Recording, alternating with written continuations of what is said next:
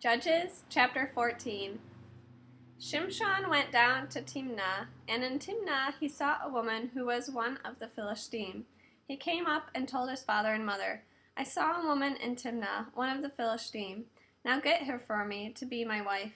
His father and mother replied, Isn't there any woman from the daughters of your kinsmen or among all my people? Must you go to the uncircumcised Philistine for a wife? Shimshon said to his father, Get her for me, I like her.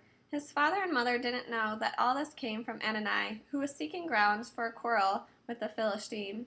At that time the Philistine were ruling Israel. Shimshon went down with his father and mother to Timnah.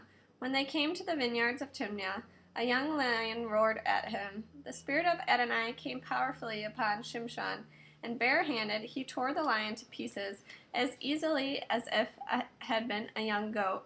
But he didn't tell his father or mother what he had done. Then he went down and talked with the woman, and found he still liked her. A while later, as he was returning to claim his bride, he turned aside to look at the carcass of the lion, and saw that there was now a swarm of bees in the body of the lion, and honey. He scraped the honey out into his hands and went on, eating as he went. And when he came to his father and mother, he gave them some, and they ate too. But he didn't tell them that he had scraped the honey out of the body of the lion. His father went down to the woman, and there Shimshon gave a banquet.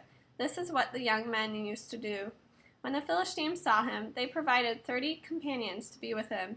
Shimshon said to them, Let me present you with a riddle. If you can solve it within the 7 days of the banquet, and tell me the solution, I will give you 30 linen shirts and 30 changes of good clothes.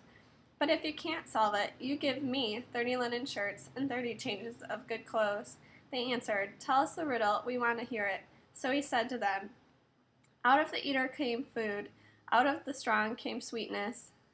3 days passed, and they couldn't solve the riddle.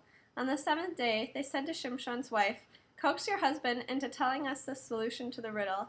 Otherwise, we'll burn down your father's house and you with it. You too called us here to turn us into paupers, didn't you? Shimshon's wife went to him in tears and said, You don't love me, you hate me, you told a riddle to my fellow countrymen, and you haven't told me the answer. He said to her, Look, I haven't even told it to my father and mother. Should I tell you? But she had been crying throughout the 7 days of the banquet. So on the 7th day, because she had kept pressing him, he told her the solution, and she passed it on to her people.